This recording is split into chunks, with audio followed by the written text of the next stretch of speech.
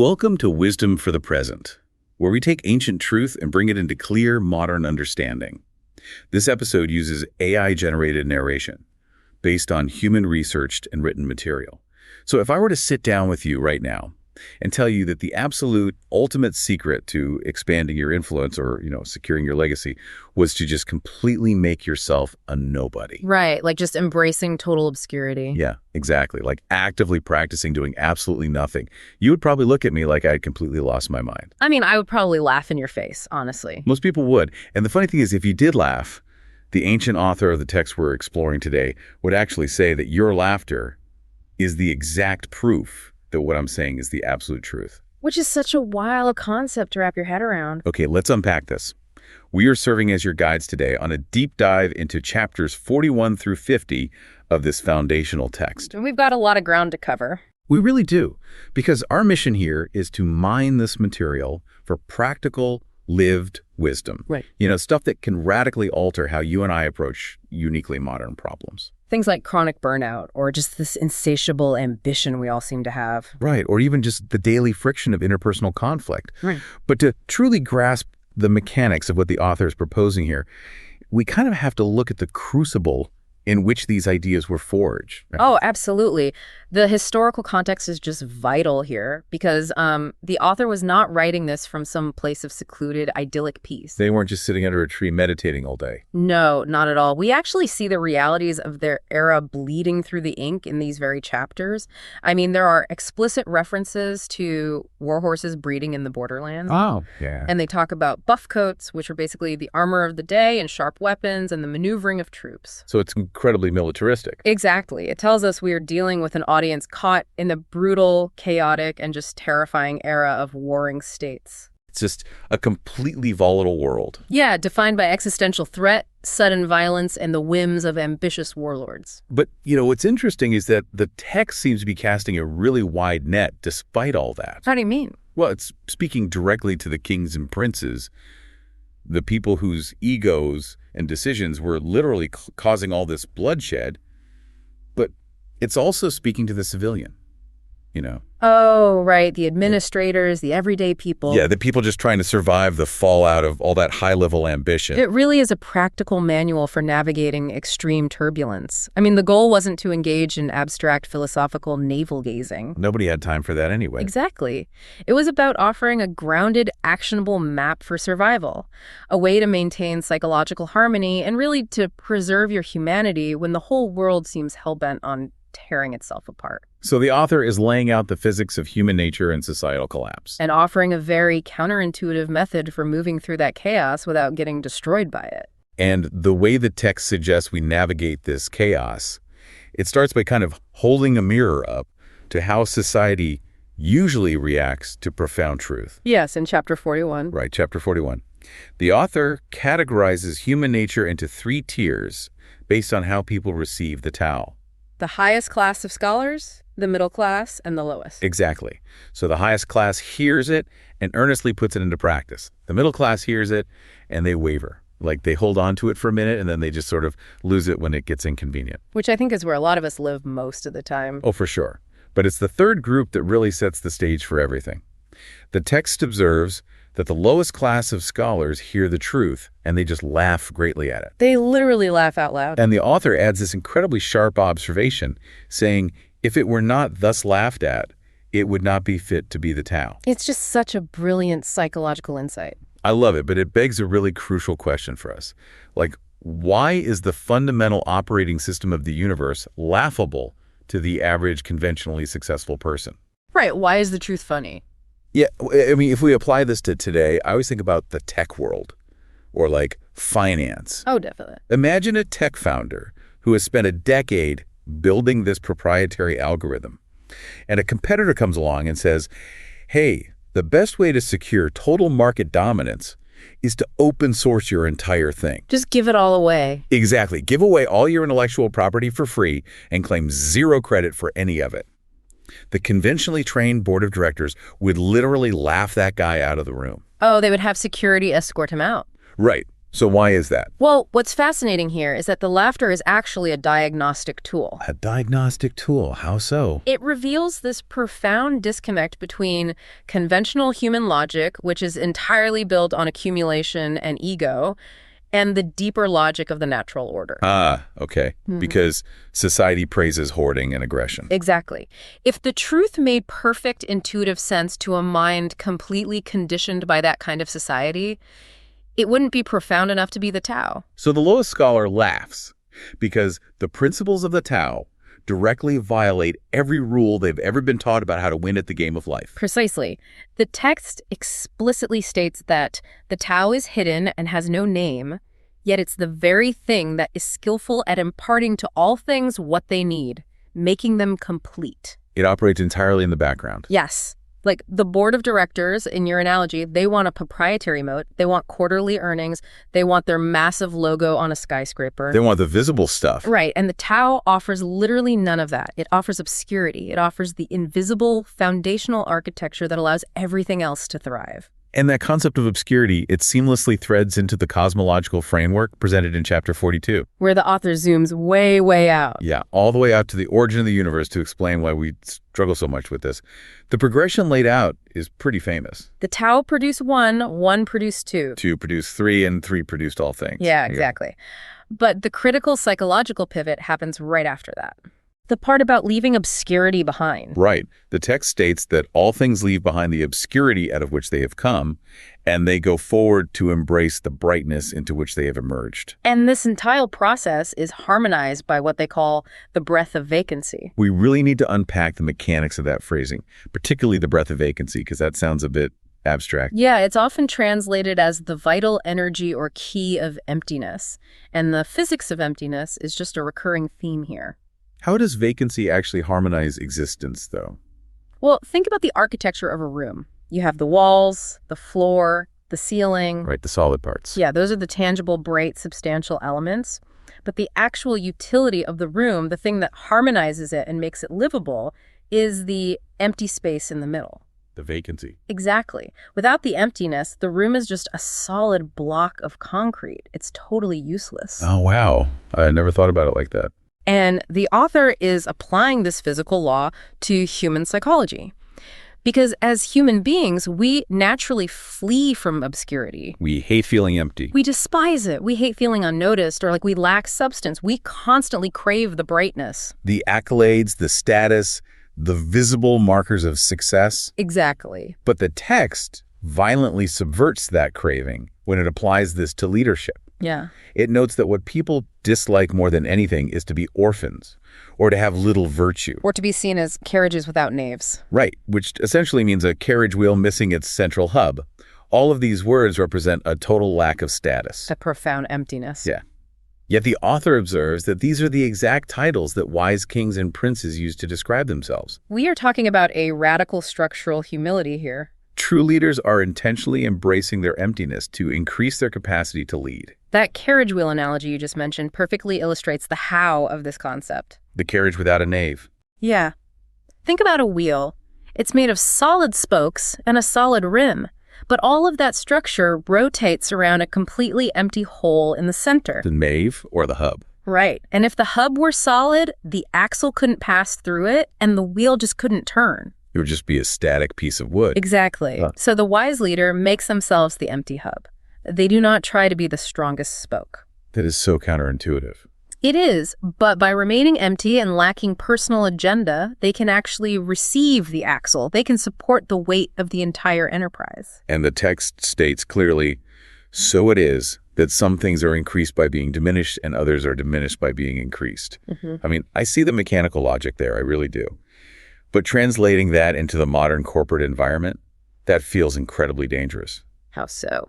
Well, we exist in a culture of relentless, algorithmic self-promotion. True. If you aren't constantly updating your LinkedIn with your achievements, or if you aren't vigorously advocating for your own visibility in meetings, the assumption is that you will just be overlooked and eaten alive. Oh, absolutely. So the idea of intentionally diminishing oneself, of adopting the psychological posture of an orphan in the workplace, it seems like career suicide. Right, like if you don't fight for your slice of the brightness, you just disappear into the obscurity.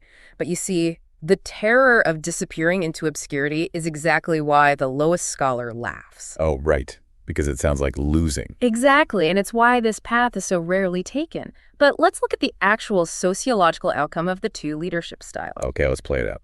Consider the manager who is obsessed with increasing their own brightness. They take credit for their team's ideas, they dominate every conversation, they micromanage. Because they feel like they must exert substance over every single detail. Right, they want to be a solid hub. And what happened? The wheel seizes up. Yes.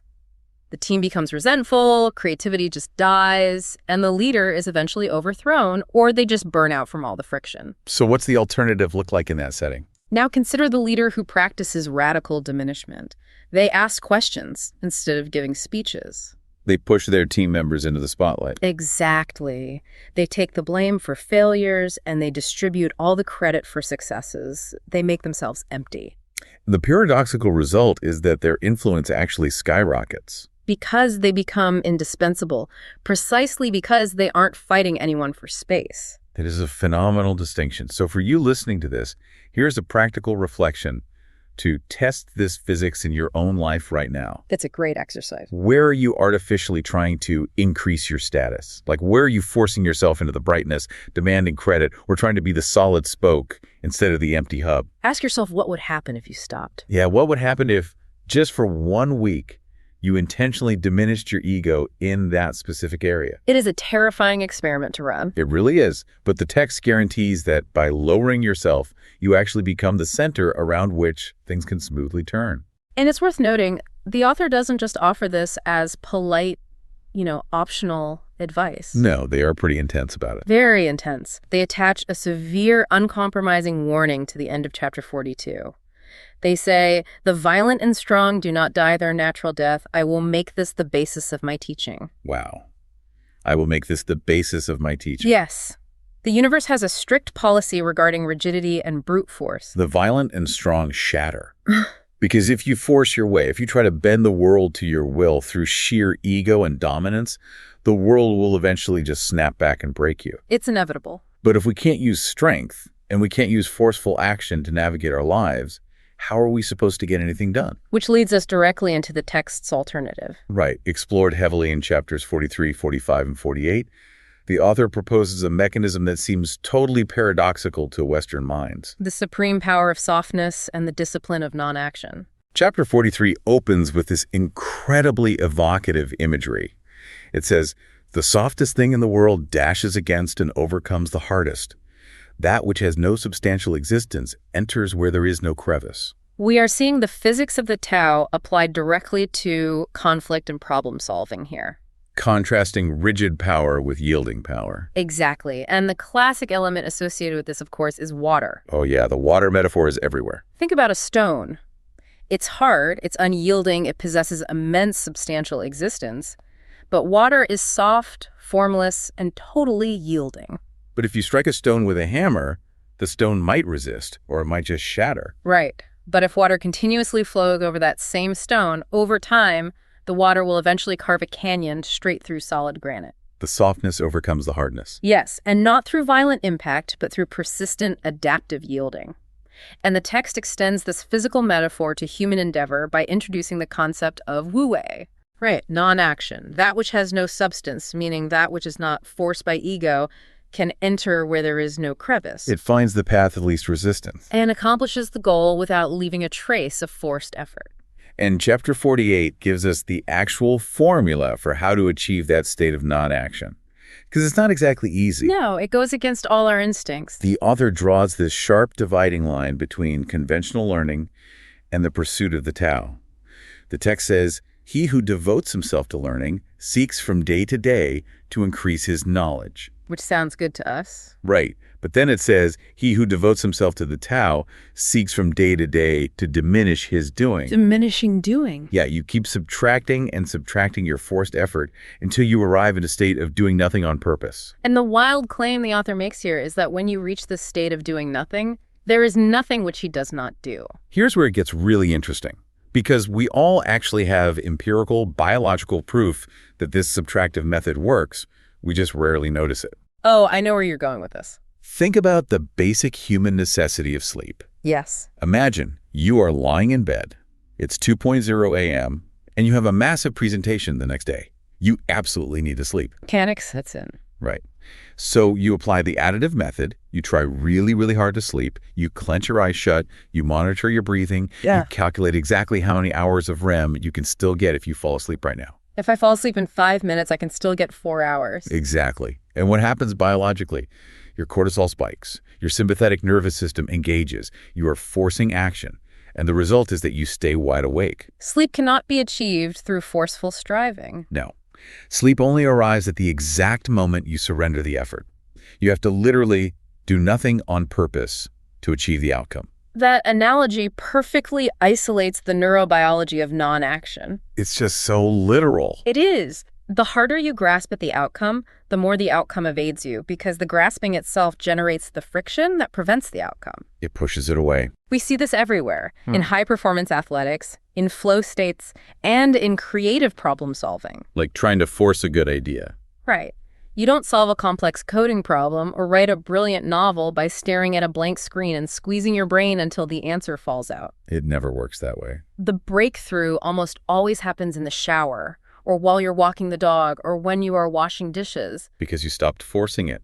Exactly. It happens when you stop forcing the issue, when you engage in non-action regarding the problem and allow the subconscious mind to enter where there is no crevice. But we have to apply some serious discernment here, because the phrase doing nothing on purpose is an absolute minefield for the modern listener. Oh, it's so easily misunderstood. It is incredibly easy to hear that and think, the ancient wisdom of the universe is giving you a permission slip to just be apathetic. To just sit on the couch all day. Yeah. To scroll through your phone and let your life completely fall apart because you are, quote unquote, practicing non-action. Yeah. So how do we distinguish between profound wu-wei and just simple laziness? Well, the distinction really lies in your alignment with reality, because non-action does not mean paralysis. Okay, so it's not just freezing. No, and the author clarifies this beautifully in chapter 45, writing, "Constant action overcomes cold. Being still overcomes heat. Purity and stillness give the correct law to all under heaven." Notice that the text explicitly states that constant action is required to overcome cold. Right. So if you are out in the woods freezing to death, the Tao doesn't say, sit still and accept the frostbite. Definitely not. It says, move your body, generate friction, chop wood, build a fire. Precisely. The action is dictated by the environmental necessity, not by the ego's anxiety. Okay, that makes sense. If it's freezing, you act. If it is boiling hot, you become still to conserve energy. Wu Wei is about appropriate, frictionless response to reality. So laziness is something else entirely. Laziness is an ego-driven refusal to participate in reality.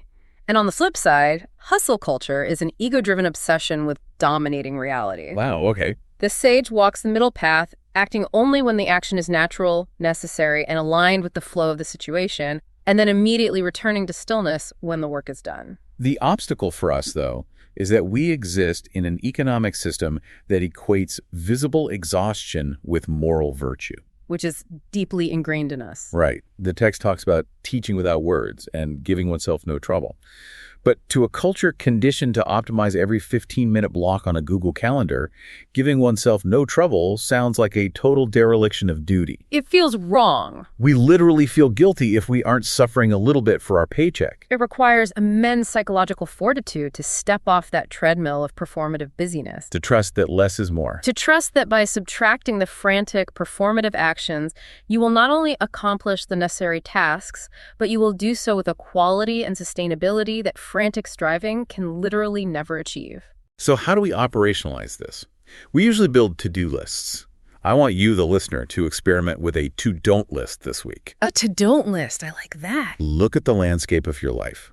Where is trying harder actually creating more resistance? That's a great question to ask. Think of a specific stubborn project at work, or a stalled negotiation, or even a tense dynamic with a partner. How can you apply the physics of water to that situation? Stop hitting the rock with a hammer. Right. What would it look like to step back, subtract your forced effort, and just allow the situation the space to breathe and resolve naturally? It really is a shift from the exhausting mindset of conquest to the much more sustainable mindset of cultivation. Cultivation versus conquest. Yeah. You aren't forcing the plant to grow by pulling up on its leaves, Yep, right? just rip it out of the ground. Exactly. You are simply providing the right soil, giving it water, and then getting out of the way. But if cultivation is so much more effective and peaceful than conquest, why is human history entirely defined by conquest? That is the million-dollar question. Why do we constantly strive, grasp, and push ourselves to the brink of collapse? Well, the text anticipates this question, and it delivers a devastating critique of human ambition in chapters 46 and 47. Diagnosing the illusion that drives all this exhausting behavior. Right. And the imagery the author uses to contrast a harmonious society with an ambitious society is just brilliant. It's very vivid. In chapter 46, we were given a litmus test for the health of a civilization. Okay. The author writes that when the Tao prevails in the world, meaning when humanity is aligned with the natural order, swift horses are used for agriculture. They are sent back to the fields to draw the dung carts. Yes. So the pinnacle of speed and strength in that era is repurposed for the most humble, foundational task imaginable. Fertilizing the soil, growing food, sustaining the community. But then the author warns that when the Tao is disregarded in the world, the war horses breed in the borderlands. Which is ominous. It is. The resources, the energy, and the strength of the society are pushed to the fringes, dedicated entirely to defense, expansion, and violence. And the text does not blame this shift on political disagreements or simple resource scarcity. No, it goes much deeper than that. It identifies the root cause as a deep internal spiritual sickness within the human psyche. The diagnosis is just brutal. The text reads, "There is no guilt greater than to sanction ambition, no calamity greater than to be discontented with one's lot, no fault greater than the wish to be getting." The wish to be getting. That phrase is like a dagger. The wish to be getting. This raises an important question, perhaps the most uncomfortable question we can ask about modern life. Let's hear it. Have we constructed our entire global socioeconomic reality on the very psychological state that this ancient master calls the greatest calamity? Oh, wow. Because if you distill modern consumerism, social media algorithms, and perpetual growth economics down to their core essence, they are essentially institutionalized systems designed to maximize the wish to be getting. They absolutely require us to be perpetually discontent. I mean, if we were completely content with our lots, the entire machinery of modern commerce would literally grind to a halt tomorrow. It would collapse. And it's not just the desire for physical commodities either. No, it's emotional too. We are constantly searching outward for emotional and psychological satisfaction. We refresh our feeds looking for the next hit of outrage, the next piece of breaking news, the next metric of validation. We are perpetually going out to seek. And the author recognized this outward grasping as a fundamental error in navigation. Chapter 47 actually provides the radical counter-narrative to all of this. Okay. The text asserts, without going outside his door, one understands all that takes place under the sky. Without looking out from his window, one sees the Tao of heaven. The farther that one goes out from himself, the less he knows. The farther that one goes out, the less he knows. That is so counter to the information age. It really is. Consider the modern experience of spending 4 hours falling down a Wikipedia or YouTube rabbit hole, desperately trying to consume enough information to understand a complex geopolitical conflict. We've all been there. You absorb millions of data points, and when you finally emerge from your screen at 3 a.m., you feel profoundly more anxious, more confused, and more empty than when you started. Because you went far out, and you ended up knowing less about what actually matters. Right. Because the author is distinguishing here between the accumulation of external data and the realization of internal wisdom. They are two very different things. You can travel across the globe, consume endless libraries of content, and optimize your schedule to the minute. But if you have not looked inward to understand your own nature, your own triggers, and your fundamental connection to the whole, you are literally just stockpiling noise. And the text notes that the sages, quote, got their knowledge without traveling, gave their right names to things without seeing them, and accomplished their ends without any purpose of doing so. Oh. But I have to pause and push back on this a little bit because the modern mind inherently rebels against this kind of phrasing. Sure, it sounds very passive. We hear ambition is a guilt and don't go outside your door. And it just sounds like a recipe for societal stagnation. Like giving up. Exactly. Isn't ambition the very engine of human progress? Isn't the wish to be getting what drove researchers to discover penicillin, or engineers to build sanitation systems, or activists to fight for civil rights? That's a very valid point. Is the text literally advocating that we lock ourselves in our rooms, abandon the world, and just meditate while people suffer? That is a critical tension, and we must read this with careful historical discernment. Okay, bring us back to the context. We have to remember the warlords and the war horses. The author lived in a time when millions of lives were being extinguished to satisfy the territorial greed and insatiable ego of a few rulers. So they weren't talking about medical researchers. No, the ambition being condemned here is not the innate human desire to alleviate suffering, create art, or understand the cosmos. The text is condemning a very specific, ravenous, ego-driven, zero-sum grasping. The ambition born from a sense of internal lack. Yes. It's the voice that says, I am inherently empty, therefore I must consume the world, dominate my rivals, and accumulate endless wealth so that I can finally feel full. So the distinction really lies in the source of the drive. Yeah. There is a massive difference between a pro-social drive to create and a desperate, insatiable discontent. Exactly.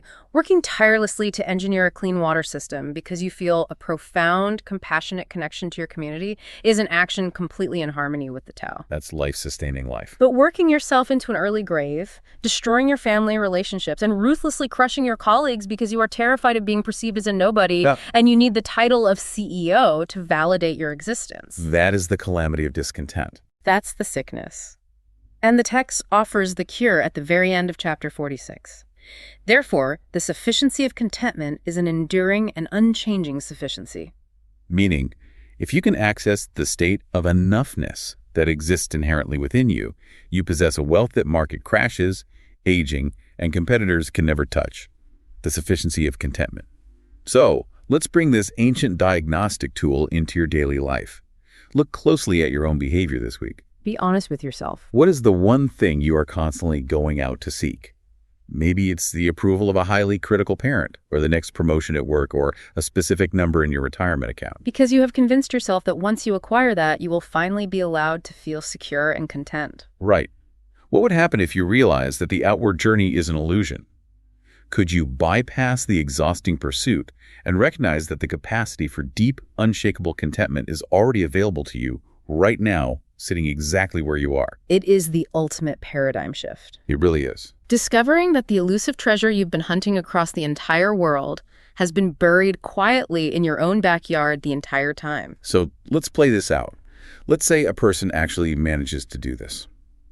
They find the internal sufficiency, they stop grasping, they embrace the power of softness. A true sage. Right. The natural next question is, how does a person in that state of mind actually interact with the rest of the world? Because the rest of the world hasn't figured this out yet. Exactly. The world is still full of people who are trapped in ambition, who are aggressive, and who are causing conflict.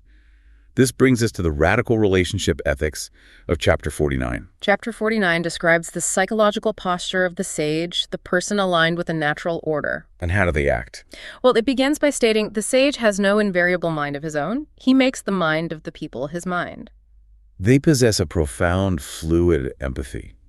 Like, they don't walk into a room with a rigid, preconceived dogma that they force onto every situation. They meet reality and the people in it exactly where they are. Yes.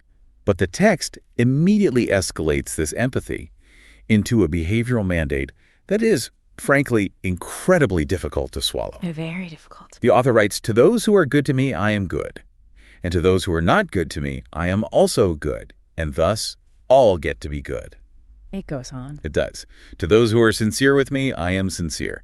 And to those who are not sincere with me, I am also sincere. And thus, all get to be sincere." I mean, let's be honest about human nature for a second. Being good to people who are good to you is effortless. Oh, yeah, that's just biological reciprocity. It's transactional harmony. But being actively good to people who are actively trying to harm you. Or being completely sincere with someone who you know is lying to your face and manipulating you. Right. That violates every single self-preservation instinct programmed into our nervous systems. It absolutely does.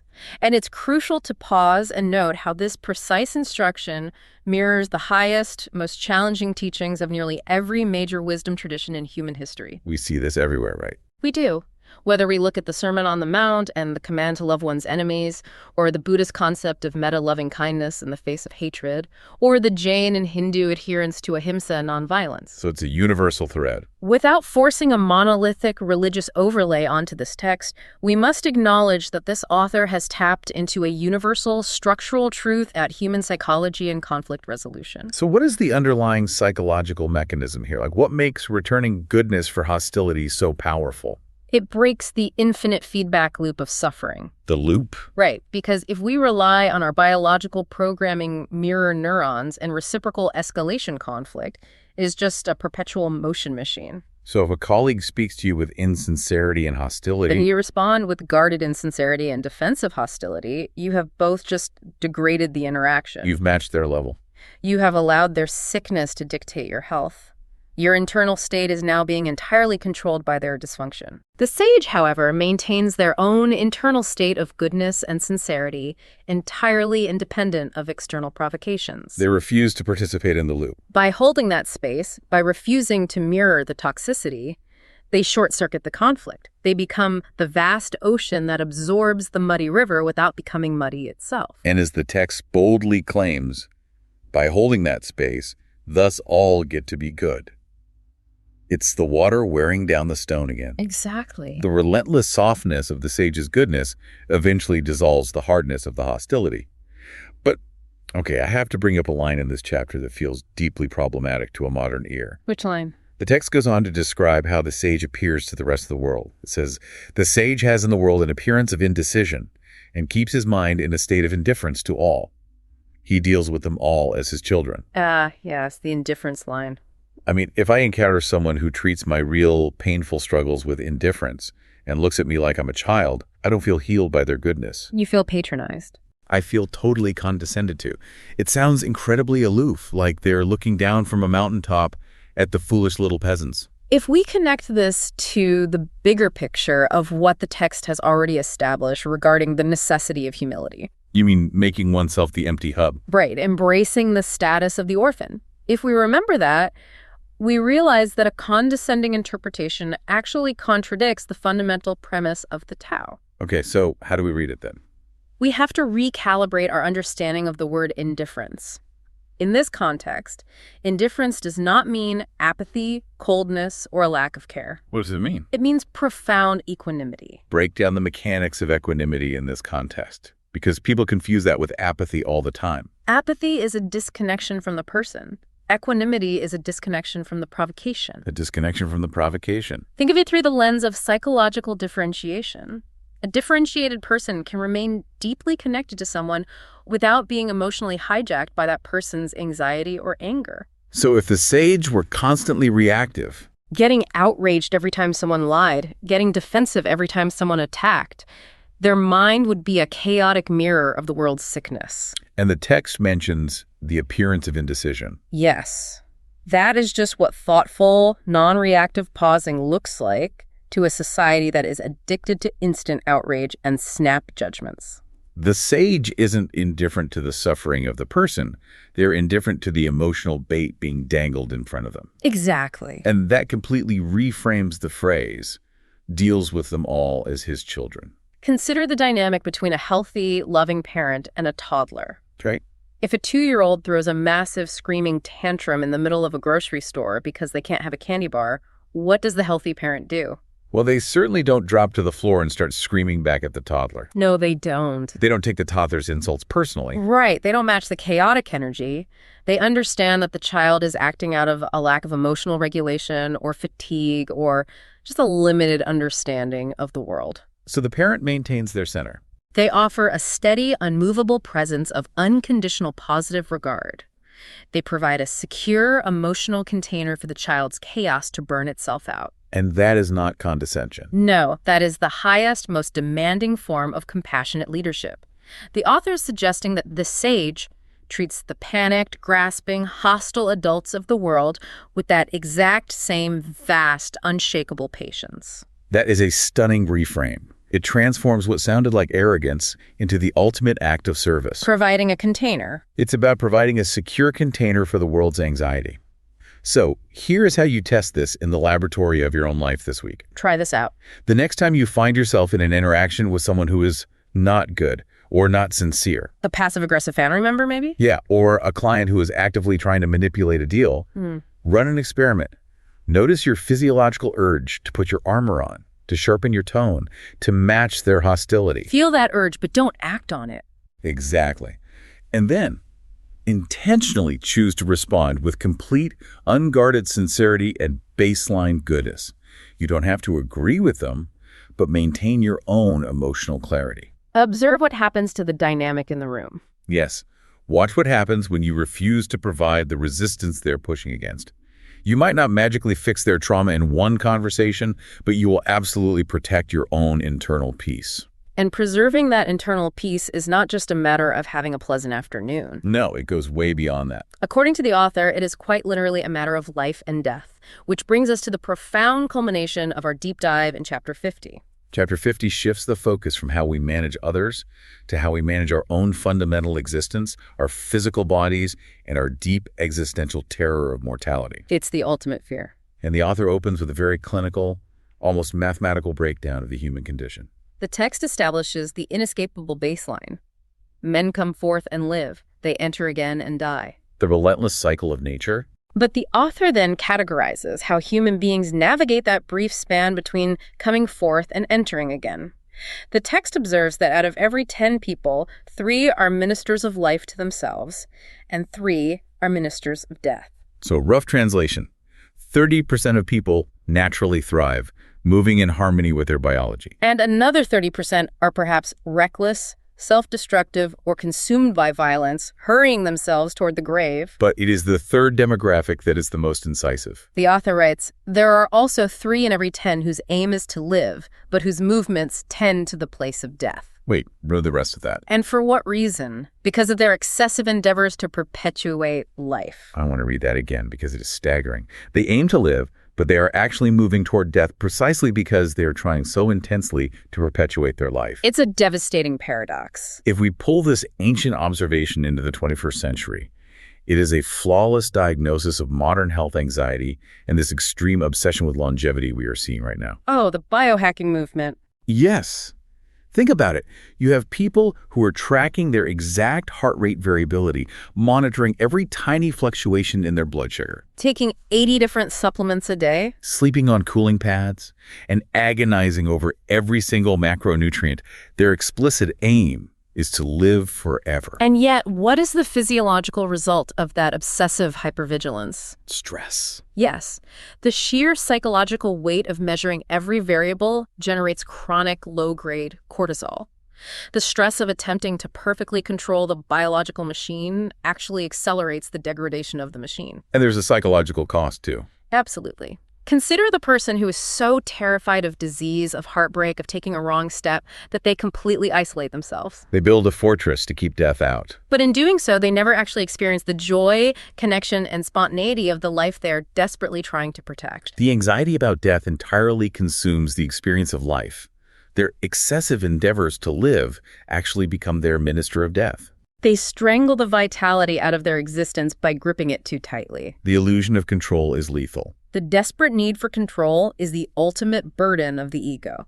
So what's the alternative? Well, the text contrasts this agonizing white-knuckle grip on life with a mythical, really striking image of the sage, the person who is truly skillful at managing their existence. The text says that the person who is skillful in managing their life travels on the land without having to shun rhinoceros or tiger, and enters a host without having to avoid buff coat or sharp weapon. It's incredible imagery. It claims that the rhinoceros finds no place in him into which to thrust its horn.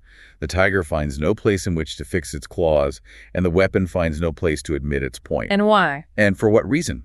Because there is in him no place of death. It is a breathtaking, almost cinematic conclusion to this section of the text. But you know me, I have to play the skeptic one last time. Okay. We're talking about practical wisdom, not magic. Is the author literally suggesting that if I achieve spiritual equanimity, my flesh becomes impenetrable? That if I wander into the tiger enclosure at the zoo, my alignment with the Tao will act as an invisible force field against a 600-pound predator? If we read this as a promise of literal, physical invulnerability, we completely miss the profound psychological depth of the metaphor. Okay, so it's a metaphor. The author is talking about the internal state of the sage, the landscape of their mind. When the text says there is no place of death in him, it means there is no psychological foothold for the terror of death to latch onto. Explain how that works. Like, how does the fear of death lose its foothold? Well, the fear of death hooks into our attachment. Attachment to what? It hooks into our desperate, ego-driven clinging to our identity, our status, our bodies, and our narrative of exactly how the future is supposed to unfold. Ah, I see. But the sage has already practiced radical diminishment. They have already embraced the emptiness of the hub. They've let go of the control. Exactly. They have let go of the frantic, excessive endeavors to control the uncontrollable. Because they have fully surrendered to the natural, inevitable flow of coming forth and entering again, they do not live in a defensive crouch. So they aren't actively seeking out the tiger. They aren't reckless.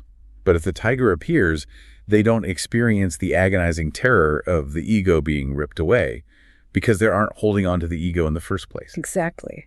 If a sharp weapon strikes, the biological form may perish, but the true self, which is perfectly aligned with the eternal Tao, remains untouched. The claws pass through empty space. The sage is completely, totally present in the current moment because they have stopped mortgaging the present to try and buy security in an unpredictable future. They have nothing left to lose, which means they are finally free to truly live. So for you, as we bring this deep dive to a close, here is the final reflection to sit with. Think about your daily energy. How much of your daily bandwidth is consumed by excessive endeavors to construct a completely safe, perfectly controlled existence? It's exhausting just thinking about it. It is.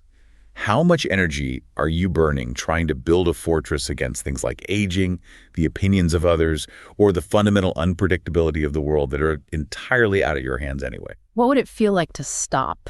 Yeah. What would it actually feel like in your body to loosen that white-knuckle grip, to accept the natural flow of reality, and to just allow yourself to live? It is the profound difference between frantically treading water to keep from drowning and finally relaxing your body so that you can float. That's a beautiful way to put it. One is a state of perpetual panic. The other is a state of harmony with the vastness of the ocean. So what does this all mean? If we retrace the path we've walked through these 10 chapters, we have witnessed a total deconstruction of the conventional human playbook. We really have. We've seen that the deepest truths of the universe will likely look laughable to a mind obsessed with accumulation. The lowest scholar laughs. We've discovered that genuine influence requires the terrifying courage to diminish our own ego and become the empty hub. We've explored the mechanics of wu-wei, proving that softness, yielding, and subtracting our forced effort can carve through the hardest obstacles in our lives. Water carving through rock. We've diagnosed our insatiable ambition and outward searching as the root of our greatest calamities and found that true sufficiency can only be located inward. Without leaving the door. We've been challenged to break the cycle of human conflict by offering radical, unshakable equanimity to those who are acting out of their own sickness. And finally, we have seen that the only way to truly live is to stop strangling our existence with our desperate attempts to control our mortality. It is, from beginning to end, a radical call to trust. Trusting the natural order. Trusting the unseen architecture of reality. Trusting the power of softness. And trusting that you do not have to violently force the world into submission in order to find your rightful place within it. It's a huge shift in perspective. It is. And I want to leave you with one final provocative thought to mull over as you step back into the brightness of your day. What's the thought? If you were to wake up tomorrow morning and truly, deep down in the marrow of your bones, believe that you already have enough, that you already know enough, and that you fundamentally are enough, what is the very first thing you would stop doing? That's the heart of this section. This is Wisdom for the Present, where understanding leads to clarity, and clarity shapes how we see and live. We'll see you in the next episode.